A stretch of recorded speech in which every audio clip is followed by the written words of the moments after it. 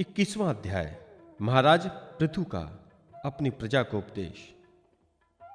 श्री मैत्रेय जी कहते हैं, विदुर जी, उस समय महाराज पृथु का नगर सर्वत्र मोतियों की लड़ियों, फूलों की मालाओं, रंग बिरंगे वस्त्रों, सोने की दरवाजों और अत्यंत सुगंधित धूपों से सुशोभित था। उनकी गलियां, चौक, सड़कें चंदन और अरगजे के जल से सींच दी गई थी तथा उसे पुष्प, अक्षत, फल, यवांकुर, खील और दीपक आदि मांगलिक द्रव्यों से सजाया गया था। वह ठौर ठौर पर रखे हुए फूल फूल के गुच्छों से युक्त केले के खंभे और सुपारी के पौधों से बड़ा ही मनोहर जान पड़ता था तथा सब ओर आम आदि वृक्षों के नवीन पत्तों की बंधनवारों से विभूषित था। जब महाराज ने नगर में प्रवेश किया तब दीपक, उपहार और अनेक प्रकार की मांगलिक सामग्री लिए हुए प्रजाजनों ने तथा मनोहर कुंडलों से सुशोभित सुंदरी कन्याओं ने उनकी आगवानी की। शंख और दुंदुभी आदि बाजे बजने लगे। ऋत्विज गण देव ध्वनि करने लगे। बंदी जनों ने स्तुति गान आरंभ कर दिया। यह सब देख और सुनकर भी उन्हें किसी प्रकार अहंकार नहीं हुआ। इस प्रकार वीरवर पृथु ने राजमहल में प्रवेश किया। मार्ग में जहां तहां पुरवासी और देववासियों ने उनका अभिनंदन, परम यशस्वी महाराज ने भी उन्हें प्रसन्न पूर्वक अभिष्ट वर देकर संतुष्ट किया। महाराज पृथु महापुरुष और सभी के पूजनीय थे। उन्होंने इसी प्रकार के अनेकों आदर कर्म करते हुए पृथ्वी का शासन किया और अंत में अपने विपुल यश का विस्तार कर भगवान का परम पद प्राप्त किया। सूत जी कहते हैं, मुनिवर शौनक जी इस प्रकार भगवान मैत्रेय के मुख से आदिराज पृथु का अनेक प्रकार के गुणों से संपन्न और गुणवानों द्वारा प्रशंसित विस्तृत सुयश सुनकर परम भगवत विदुर जी ने उनका अभिनंदन करते हुए कहा। विदुर जी बोले, ब्राह्मणों ने पृथु का अभिषेक किया। समस्त देवताओं ने उन्हें उपहार दिए। उन्होंने अपनी भुजाओं में वैष्णव तेज को धारण किया और उससे पृथ्वी का दोहन किया।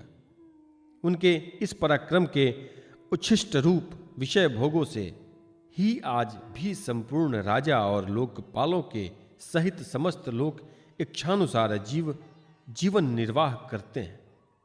भला ऐसा कौन समझदार होगा जो उनकी पवित्र कीर्ति सुनना ना चाहेगा? अतः अभी आप मुझे उनके कुछ और भी पवित्र चरित्र सुनाइए। श्री मैत्रेय जी ने कहा, साधु श्रेष्ठ विदुर जी, महाराज पृथु गंगा और यमुना के मध्यमवर्ती देश में निवास कर अपने पुण्य कर्मों के यक्ष की इच्छा से प्रारब्धवश प्राप्त हुए भोगों को ही भोगते हैं। ब्राह्मण वंश और भगवान के संबंधी विष्णु भक्तों को छोड़कर उनका सातों द्वीपों के सभी पुरुषों पर अखंड एवं अबाध शासन था। एक बार उन्होंने एक महासत्र की दीक्षा ली। उस समय वहां देवताओं, ब्रह्मर्षियों और राजर्षियों का बहुत बड़ा समाज एकत्र हुआ। उस समाज में महाराज पृथु ने उन पूजनीय अतिथियों का यथा योग्य सत्कार किया और फिर उस सभा में नक्षत्र मंडल में चंद्रमा के समान खड़े हो गए। उनका ऊंचा शरीर, भुजाएं भरी और विशाल, रंग गोरा, नेत्र कमल के समान सुंदर, अरुण वर्ण, नासिका सुधर, मुख मनोहर, स्वरूप सौम्य, ऊंचे कंधे और मुस्कान से युक्त, दंड पंक्ति सुंदर थी। उनकी छाती चौड़ी, कमर का पिछला भाग स्थूल और उदर पीपल के पत्ते के समान सुडौल तथा बल पड़े हुए होने से और भी सुंदर जान पड़ता था। नाभि भंवर के समान गंभीर थी। शरीर तेजस्वी था। जंघाएं स्वर्ण के समान देदीप्यमान थीं तथा पैरों के पंजे उभरे हुए थे। उनके बाल बारीक, घुंघराले, काले और चिकने थे। गर्दन शंख के समान उतार चढ़ाव वाली तथा रेखाओं से युक्त थी और वे उत्तम बहुमूल्य धोती पहने और वैसी ही चादर ओढ़े थे। दीक्षा के नियमानुसार उन्होंने समस्त आभूषण उतार दिए थे। इसी से उनके शरीर के अंग प्रत्यंग की शोभा अपने स्वाभाविक रूप में स्पष्ट झलक रही थी। वे शरीर पर कृष्ण मृग का चर्म और हाथों में कुशा धारण किए हुए थे। इससे उनके शरीर की कांति और भी बढ़ गई थी। वे अपने सारे नित्य कृत्य यथाविधि संपन्न कर चुके थे। राजा पृथु ने मानो सभी सभा को हर्ष से सराबोर करते हुए अपने शीतल एवं स्नेहपूर्ण नेत्रों से चारों ओर देखा और फिर अपना भाषण प्रारंभ किया। उनका भाषण अत्यंत सुंदर, विचित्र पदों से युक्त, स्पष्ट, मधुर, गंभीर एवं निशंक था, मानो उस समय वे सबका उपकार करने के लिए अपने अनुभव का ही अनुवाद कर रहे हों। राजा पृथु ने कहा, सज्जनों, आपका कल्याण हो। आप महानुभाव जो यहां पधारे हैं, मेरी प्रार्थना सुने। जिज्ञासु पुरुषों को चाहिए कि संत समाज में अपने निश्चय का निवेदन करें। इस लोक में मुझे प्रजाजनों का शासन, उनकी रक्षा, उनकी आजीविका का प्रबंध तथा उन्हें अलग अलग अपनी मर्यादा में रखने के लिए राजा बनाया गया है। अतः इनका यथावत पालन करने में मुझे उन्हीं मनोरथ पूर्ण करने वाली लोगों की प्राप्ति होनी चाहिए जो वेदवादी मुनियों के मतानुसार संपूर्ण कर्मों के साक्षी श्री हरि के प्रसन्न होने पर मिलते हैं। जो राजा प्रजा को धर्म मार्ग की शिक्षा न देकर केवल उससे कर वसूल करने लगता रहता है, वह केवल प्रजा के पाप का ही भागी होता है और अपने ऐश्वर्य से हाथ धो बैठता है। अतः प्रिय प्रजाजन, अपने इस राजा का परलोक में हित करने के लिए आप लोग परस्पर दोष दृष्टि छोड़कर हृदय से भगवान को याद रखते हुए अपने अपने कर्तव्य का पालन करते रहिए, क्योंकि आपका स्वार्थ भी इसी में है और इस प्रकार मुझ पर भी आपका बड़ा अनुग्रह होगा। विशुद्ध चित्त देवता, पितर और महर्षिगण, आप भी मेरी इस प्रार्थना का अनुमोदन कीजिए, क्योंकि कोई भी कर्म हो, मरने के अनंतर उसके कर्ता, उपदेष्टा और समर्थक को उसका समान फल मिलता है। माननीय सज्जनों, किन्हीं श्रेष्ठ महानुभावों के मतों में कर्मों का फल देने वाले भगवान यज्ञपति ही हैं, क्योंकि इहलोक और परलोक दोनों ही जगह कोई कोई शरीर बड़े तेजों में देख जाते हैं। मनु, उत्तानपाद, महीपति, ध्रुव राजर्षि, प्रियवत, हमारे दादा अंग तथा ब्रह्म, शिव, प्रहलाद, बलि और इसी कोटि के अन्य महानुभावों के मत में तो अर्थ, धर्म, काम, मोक्ष रूप चतुर्वर्ग तथा स्वर्ग और अपवर्ग के स्वाधीन नियामक कर्म फलदायक रूप से भगवान गदाधर की आवश्यकता है ही। इस विषय में तो केवल मृत्यु के दौहित्र, वेन आदि कुछ सोचनीय और धर्म विमूढ़ लोगों का ही मतभेद है, अतः उसका कोई विशेष महत्व नहीं हो सकता। जिनके चरण कमलों की सेवा के लिए निरंतर बढ़ने वाली अभिलाषा उन्हीं के चरण संग से निकलती हुई गंगा जी के समान संसार ताप से संतप्त जीवों के समस्त जन्मों के संचित मनोबल और तत्काल नष्ट कर देने वाले हैं।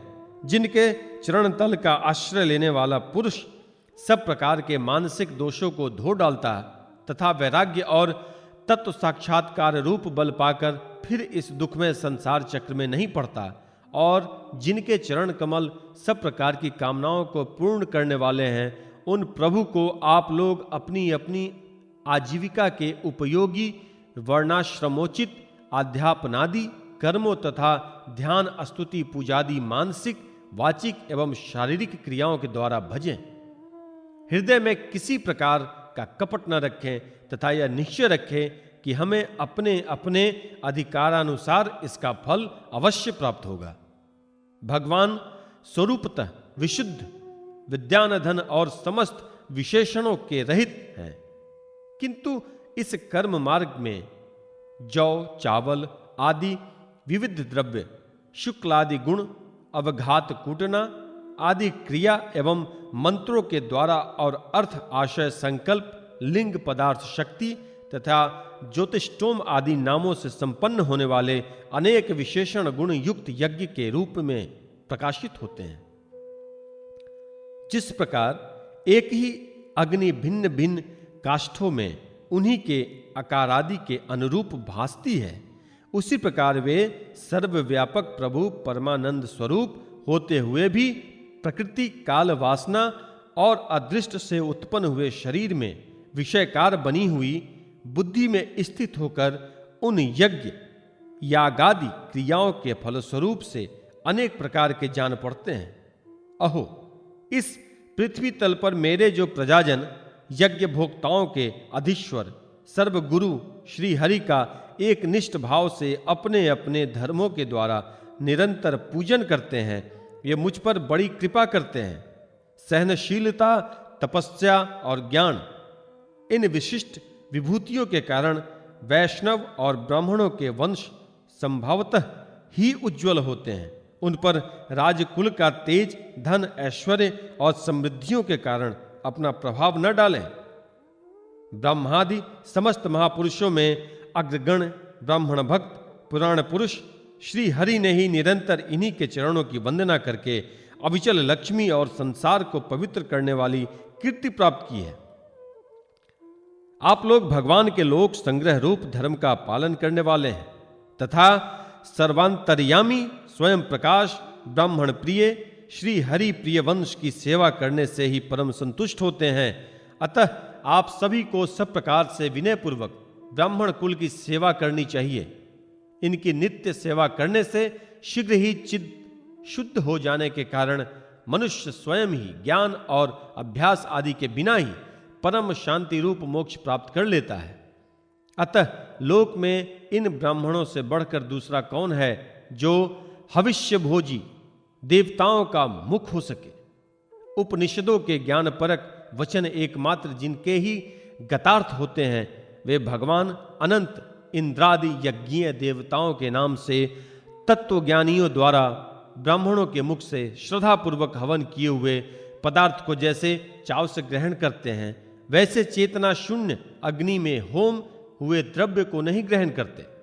सभ्यगण, जिस प्रकार स्वच्छ दर्पण में प्रतिबिंब का भान होता है, उसी प्रकार जिससे इस संपूर्ण प्रपंचा का ठीक ठीक ज्ञान होता है, उस नित्य शुद्ध और सनातन ब्रह्म वेद को जो परामर्थ तत्व की उपलब्धि के लिए श्रद्धा, तप, मंगलमय आचरण, स्वाध्याय विरोधी वार्तालाप के त्याग तथा संयम और समाधि के अभ्यास द्वारा धारण करते हैं, उन ब्राह्मणों के चरण कमलों की धूलि को मैं आयुर्पर्यन अपने मुकुट पर धारण करूंगा, क्योंकि उसे सर्वदा सिर पर चढ़ाते रहने से मनुष्य के सारे पाप तत्काल नष्ट हो जाते हैं और संपूर्ण गुण उसकी सेवा करने लगते हैं।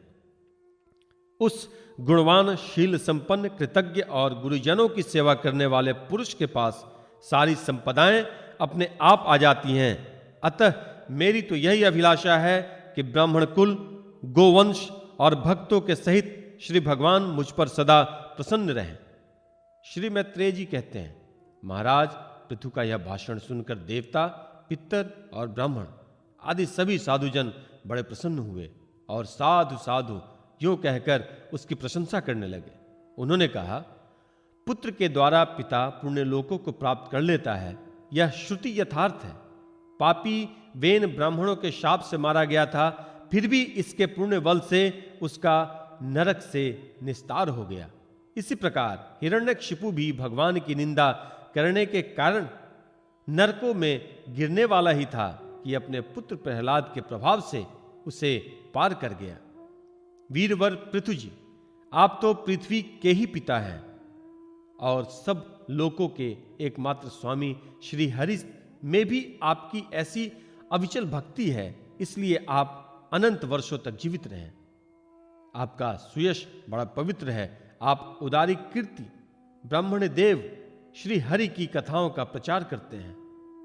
हमारा बड़ा सौभाग्य है आज आपको अपने स्वामी के रूप में पाकर हम अपने को भगवान के ही राज्य में समझते हैं। स्वामिन, अपने आश्रितों को इस प्रकार का श्रेष्ठ उपदेश देना आपके लिए कोई आश्चर्य की बात नहीं है, क्योंकि अपनी प्रजा के ऊपर प्रेम रखना तो करुणामय महापुरुषों का स्वभाव ही होता है। हम लोग प्रारब्धवश विवेकहीन होकर संसाराम्य से भटक रहे हैं।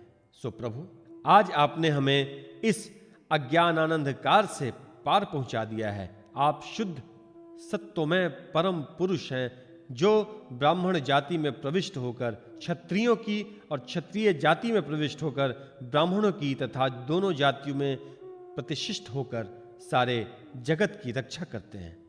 हमारा आपको नमस्कार है।